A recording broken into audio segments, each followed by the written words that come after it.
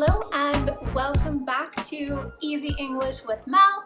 My name is Mel and today we are talking about could, should, and would, and the different ways that we can use these modal verbs. The reason I have chosen these modal verbs today is because, as you can see, the spelling of these are very similar and they cause a lot of confusion for students learning English. So what is the difference? How can we use these modal verbs in a sentence? So to begin, we're going to talk about modal verbs and the rules that we need to remember when using these words. So before we dive into could, should, and would, let's talk about these rules. So the first one is that when we are using a modal verb, we always use it as is. So if I have the modal could, we use it as is. We do not add anything on the end. So there will be no S, no ED, no ING, none of these. It is just as it is. All right, so there's no need to worry about how to, conjugate that verb for the first or third person. It is just as is. The second rule is that when a verb follows the modal verb, it is always in its base form. So let's take the example of the verb to run. If I were to put this in a sentence with a subject, he, in third person, he runs, right? So I would have added an S to it to make it third person, he runs. When I add a modal verb, let's add the subject here, he could, I'm going to keep the verb in its base form. He could run. So there is no need to add the S once we have the modal there. All right, so he could run is perfect. Our next rule is that when we are using our modal verbs in the negative, we almost always add the negative word not after the modal verb. So you would say could not. He could not run. And of course we can use the contraction couldn't. And you'll see that a lot. Couldn't, shouldn't, wouldn't, right? The not comes after. And our last rule for today is that when we are using our modal verbs in a question, the modal comes before the subject. All right, so let's take a look at this sentence. We have could before the subject he, and again, we have kept the verb in its base form. All right, so could he run? Question. We are now ready to move on to talking about the different uses for could, should, and would. So our first one, we'll go back to could, and I'll tell you 5 different ways that you can use could. Our first one is possibility. I could pick you up after work. So there is a possibility of that. They could drive to San Francisco. Possible. It's possible they could do that. The second use I have for you today is conditional. So if you are familiar with your conditionals, you know that you would use could in a conditional such as, if I had more money, I could buy a bigger house.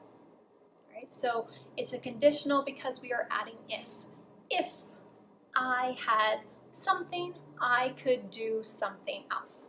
We also use could as a suggestion. You could buy a new car. So it's a suggestion. Maybe your car is, breaking down all the time and your friend says, hey, you could buy a new car. We use could also for talking about our abilities, but our abilities of the past. So this is the past tense of can. So when we talk about ability, we say I can swim, I can speak English. But when we are talking about abilities of the past, so things that we could do in the past, we use could. When I was young, I could speak 2 languages, right? So it's past tense. That means that when you were young, you were able to do something that you can no longer do, or what you can do now has changed. We also use could for a polite request. So we might say in a question form, could I borrow your pen? Could you pass the salt? Right? So it's a polite way to ask for something. Next, moving on to should. And I have 3 different ways that we can use should. The first one is advice. You should drink more water. I'm giving you advice because I feel like this is something that will help you, right? So I say, I think you should drink more water, or I think you should call your mother, right? Advice. You're giving somebody a suggestion of what you think they should do. You can also use this to receive advice. Should I apply for this job? Right? You want to know whether or not you think that that is a good idea, right? So you're requesting advice. We use should to talk about obligation, a duty, or corrections. So we might say, you should wear your seatbelt, right? So that is something that we feel like you should do, right? It's like a duty, an obligation, something that you should do. We could also use this in the negative to tell somebody what we think they shouldn't be doing. You shouldn't drink and drive. We also use should to express probability and expectations. So if we were to say that her plane should arrive at 5 p.m., we believe that this is going to happen this way. It should arrive at this time. Or we might say he should be here by now, or he should be here soon. Okay, moving on to our last one, would. I have 5 uses for would today. So the first one is past tense for will or going to. So for example, we could say, when I was younger, I would buy candy from the store. Right? So it talks about something that you did in the past. What would you do in the past? I would buy candy. We can also use would to talk about the future in the past. This is a little bit more complicated. So if you were talking about the past, and in the past, you spoke of the future. So here's an example to make this a little bit clearer. When he traveled to Paris, he met the woman he would one day marry. Right? So talking about the past, when he was in Paris, he met the woman that he would in the future marry. So that is talking about the future in the past. We also use would for conditionals as well. So conditionals, again, are when we talk about if something happened. So for example, if I lost my job, I would have to find a new one.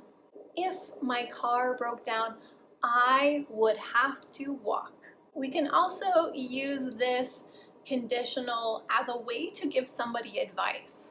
So have you ever had somebody say to you, if I were you, I wouldn't do that? Right? So that's a conditional, but also somebody's giving you advice. We can also use would for desire or inclination, so something that we want.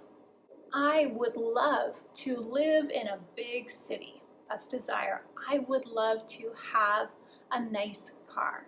Now, the last one I have for you is actually one of the more common ways that we use would, and that is to be polite. So, would you like a glass of water? Would you mind passing me the salt? I would like a hamburger, right? You're at a restaurant. I would like the special, right? So using would is very common for making polite requests. That's it. That is could, should, and would, and different ways that you can use them. If you have any questions, please let me know. And if you enjoyed this video, please give it a like, give it a thumbs up. Make sure you subscribe to my channel so I know that you want to see more videos like this. Thank you for joining me, and I will see you next time.